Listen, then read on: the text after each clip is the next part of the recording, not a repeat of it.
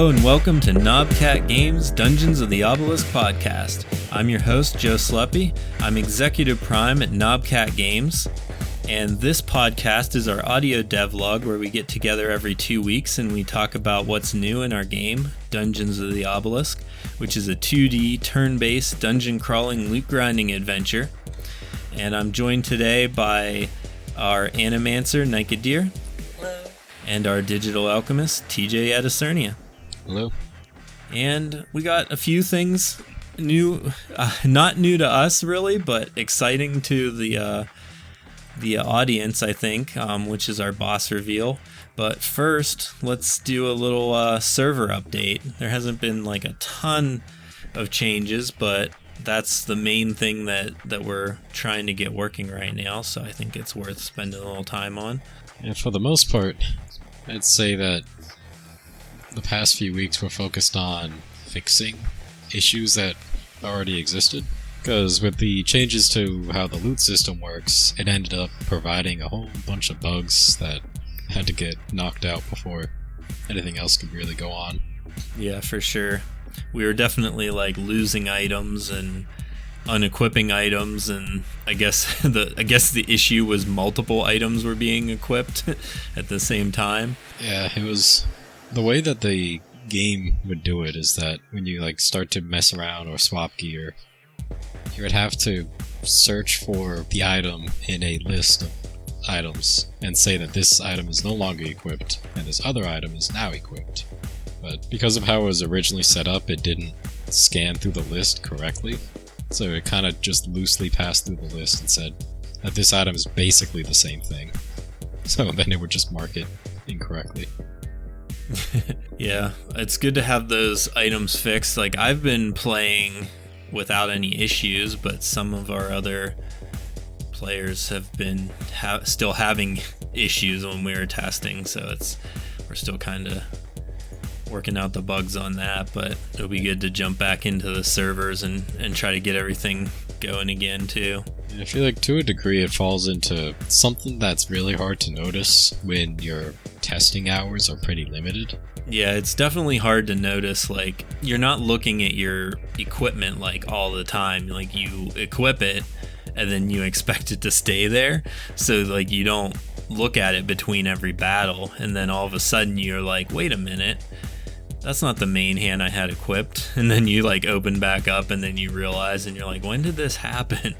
So it's a little tricky.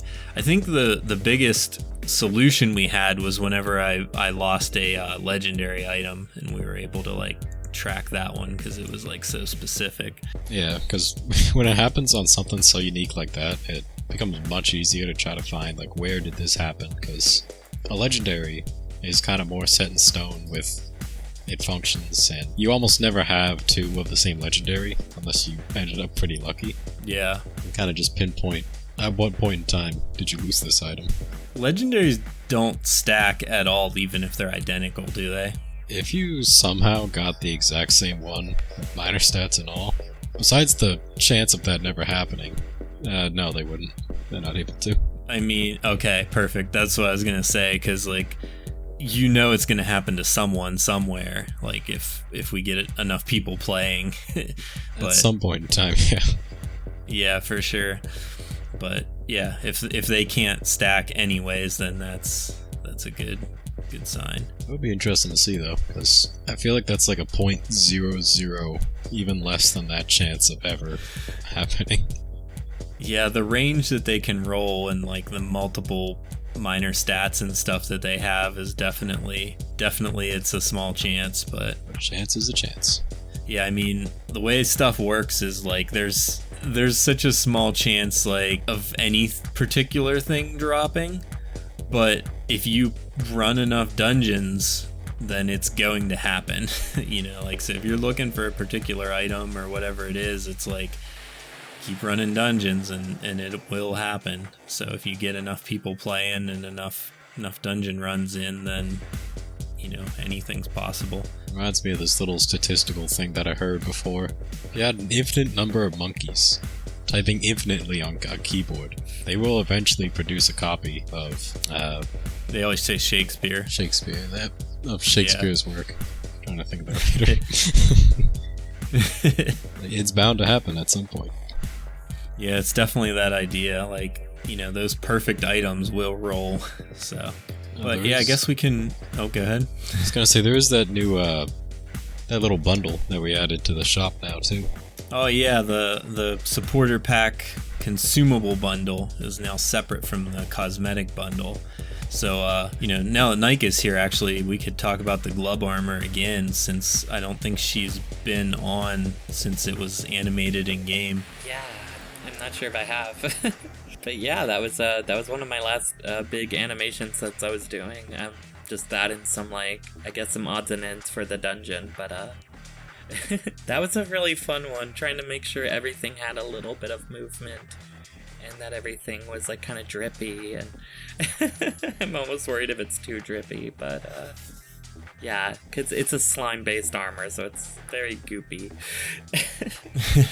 Yeah, I definitely like the particle effects, just dripping slime everywhere. I was just thinking, I should specify that this thing's made of slime, or the listener's gonna be like, what in the world am I talking about? But no, it's cool. Yeah, I feel like we've talked about it a bunch of times, but people probably haven't seen it. I guess if they tuned into my stream, then they saw some of it, but no, it's a really fun one. Ben gave it all those tendrils and stuff, and I saw you go back and say, hey, what if you make this a little more spider-like, and it looks so good after that. Yeah, it's really cool. I think it was originally kind of wings or a cape or something, right? Yeah, I think he had a slime cape. Yeah. Because we kind of talked about a cape, and I kind of said to make it, I was kind of had this thing in my head where it was more like a Spawn cape, where his cape just goes everywhere. Oh yeah. I don't know if you've ever you read that comic or not, but his cape is always massive and out and stuff. And then he kind of did a sort of like that, but it didn't look quite right, I guess. And then I was like, what about this? And I had a little picture of something else, and kind of gave him the spider idea, and I think it turned out really cool. Yeah, no, that might be one of my favorite sets so far, honestly. It's really fun. Yeah, and you animated them. They're so cool.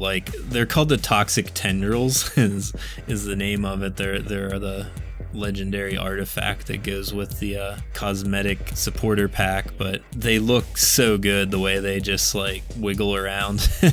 And there's just slime just dripping off of everything nonstop. I wanted to make sure that the movement had a little bit of weight to it too. I like making that sword kind of floppy like it is. Just the idea of it, every time the character kind of drops it, it bounces a bit. Yeah, it definitely wiggles around perfect for that idle animation. It's so good. Hopefully it's good enough that people want to buy it. For sure.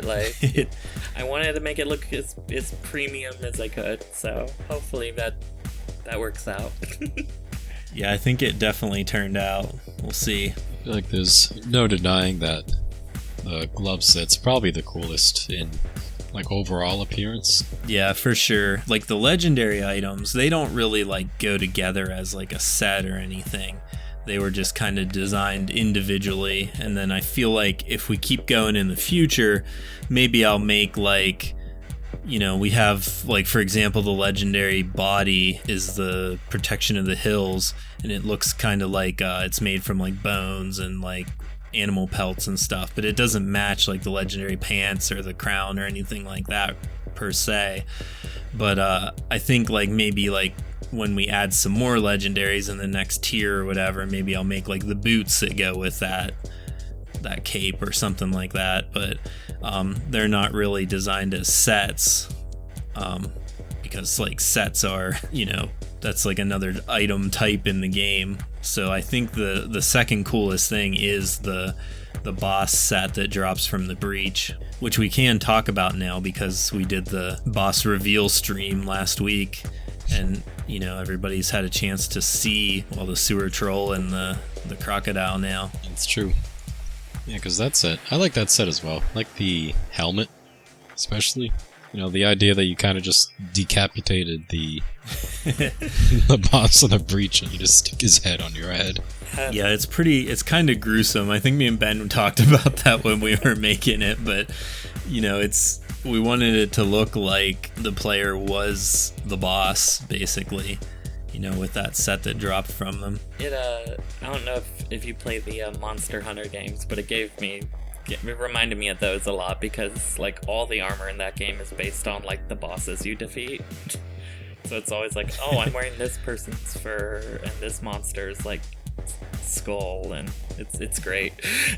Although I feel kind of bad because I love the monsters in that game, so I kind of don't want to kill them. But that's my problem with Monster Hunter 2. Like, you have one monster that's like some legendary beast that's lived in a cave or something for millennia or so. I don't know all the lore of that, but it's like, and then you go in with your party of like people and just hack on it for like a half an hour until you kill it. It's a little like, I know we're making a hack and slash game too, but I don't know. Like, are those monsters evil in Monster Hunter? I mean, I think only in the loosest sense, because like sometimes the games justify it with like, oh, they've been rampaging and attacking the village, but usually it's just like, we need this material, go kill a thing. And I'm like, that's awful. I don't want to.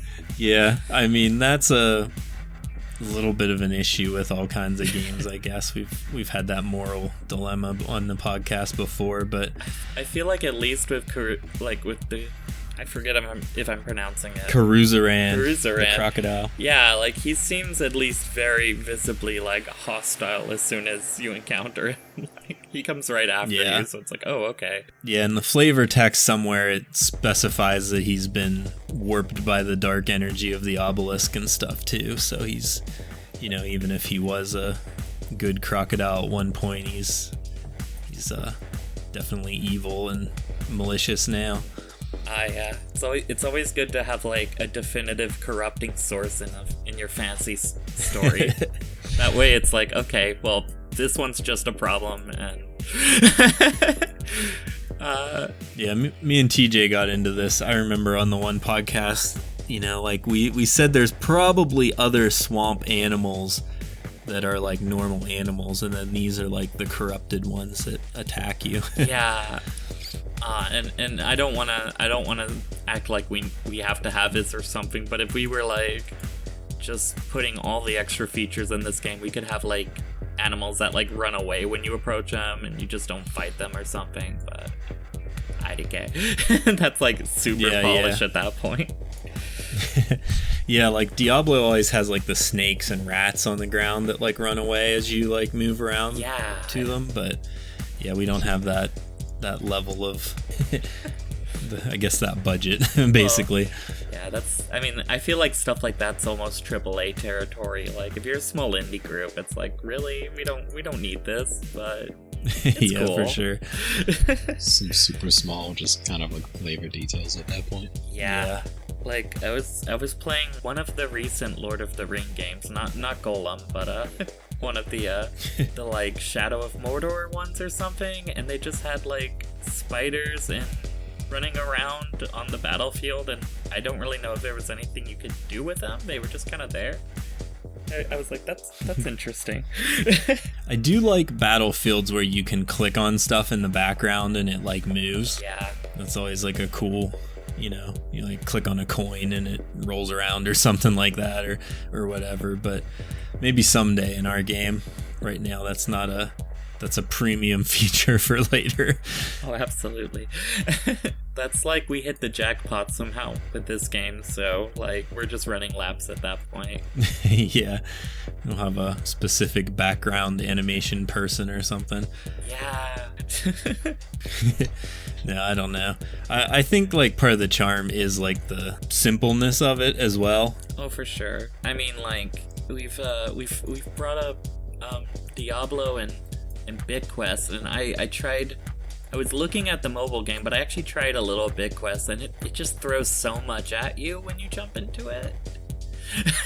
And that's like most Oh, MMO yeah. games, I feel like, are just like menus upon menus. And That's definitely a downside of the genre, is like it's really hard to have like, because there's a lot of systems and stuff that I want to add eventually, but I think if we can stage them like where, the game is as it is right now with the first 10 levels, and then like once you hit level 11 you unlock like, the next tier of like whatever you can change in your character, and because like I want to have like a way to change like properties on legendary items and stuff, like your minor traits and stuff. So like that way, if you're like trying to get, I don't know, crit chance on everything, you could like re-roll and stuff. But having that in at the beginning is really, like you said, it's a lot to take in, and then you feel like you have to do it and stuff. So I think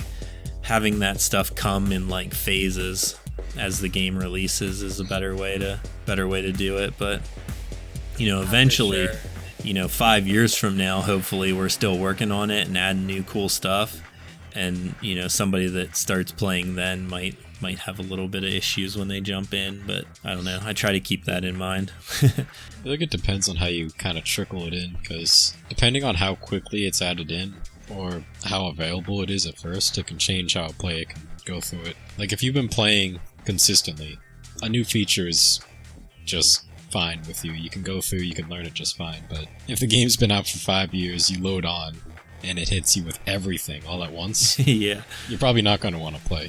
Yeah. That definitely happens to me too. And like, I feel like our game's pretty like, I mean, in its current state, of course, but it's pretty accessible. Like it kind of drops you in, and there's only so much you can do, but it's like pretty easy to just explore it all at your own pace. Yeah. So I kind of like that. Yeah, that's what I was going for. And like there's like a hidden layer of intricacy once you like play it for a while, but it doesn't punish you for like not knowing everything about the game like when you start playing.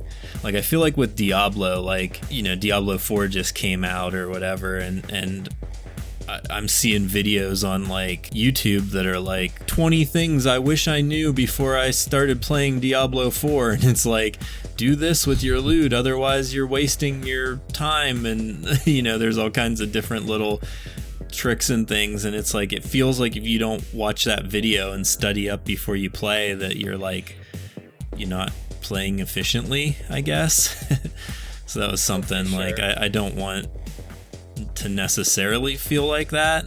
I think if somebody jumps into our game, they can play for a while and nothing really punishes them for not like knowing what to do with their resources early on. They can just save them and stuff. Like there's no like, oh, I should have saved my gems and done this. Like, it's like you can just save them until you're ready to spend them in the shop, and there's no like, this was the best buff. I guess there is an aspect to that, like maybe you buy some snack juice early on and that helps you out and stuff, but I think it's designed where you can play it free to play and enjoy it at your own pace, or you can pay a little bit of money and get some buffs and stuff and run a little faster, I guess. Yeah, because right now I feel like the floors are pretty well balanced. So like I like that if I beat floor say 5, I can move on to floor 6, but if I haven't like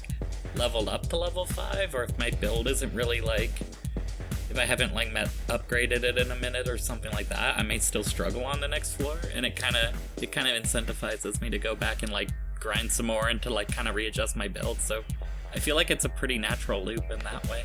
Yeah, it's definitely like what I was going for. I want you to be able to get through, the first 10 dungeons in a decent amount of time, and then, the end game, if you want to call it that, when we only have 10 levels. But like the breach is that, and so you farm the level 10 boss for legendaries, and you farm the breach and try to get the set, and then hopefully by the time players are starting to get tired of that, then we have like an update coming for them. So hopefully. Yeah. It all depends. I mean, I know me personally, I'm one of the people that plays through a game pretty quickly, so it's hard to match. Like, it's basically impossible to match certain players' pacing of how quickly they'll beat your content and want more content. Yeah, for sure. I mean, we have the breach difficulty modifiers, the different, whatever it is. Titan is the hardest one, and there's expert and stuff. So, it depends how much you want to be on that leaderboard. If you want to be the first person to beat Titan and that kind of thing and get on the leaderboard for that, there's definitely incentive there to play for a long time, but, I can see it. If somebody jumps in and they play for 10 hours and they're like, okay, this is good, and I'll wait for the next update, I'm fine with that too. Actually kind of works out well, because I feel like a lot of games kind of do that now, where they'll, have typically through seasons, they'll have content, release it. It lasts for them months, but for you it might only last, a couple days, couple weeks or something. But because so many games do that, it kind of allows you to just bounce from game to game without too much worry. Yeah, that's true. We definitely don't have a battle pass yet. We do have the daily login reward that just pops up when you log in, but I don't know. I've kicked around the idea of having a calendar or something, where you can see what your reward's going to be. But right now you just get the random reward for logging in every day. So, we'll expand on that at some point, but I don't know if we'll do a battle pass or not. I don't know. I have mixed feelings on those. It bothers me to see the battle pass so consistently now. Some games I like how they do it. Warframe has it where it's free. You don't have to do it. It's useful to, but you don't spend any money on it. You do it whenever you want. So it's kind of just an extra source of bonus items if you want to pursue that, but you don't have to. Yeah, I feel like if we do it, it's going to be something along that lines, because a lot of games do the free battle pass where you get some stuff, and then the paid version where you also get other stuff, nicer stuff, I guess. But I don't know. I think the way we run our shop and the artifacts and companions and stuff, I'm hoping that will be enough. And then, I want to keep cosmetics coming consistently, and I think that'll be fun for people. And then as far as content, I want to just keep adding game modes and, fishing and things like that just add more to do in the game instead of fluffing it out with a battle pass per se. I don't want to totally say I'm not going to do that, but I think you said, a free battle pass that just gives you bounties basically to go and do, and you get stuck rewards for them. I think that would be kind of cool. You mentioned a feature that seems to rope in a ton of people for some odd reason, is fishing.